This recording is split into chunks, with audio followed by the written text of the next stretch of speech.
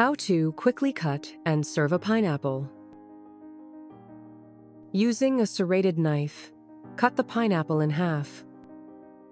Cut in half once again. Cut slowly near the skin to remove the flesh.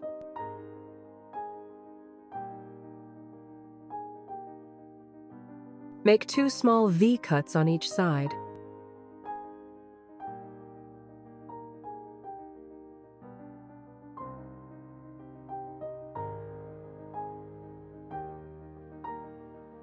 Slice the pineapple.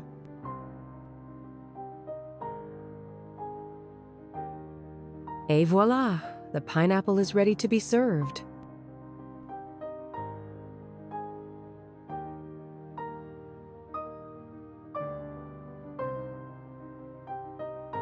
For more cutting tricks, subscribe to my YouTube channel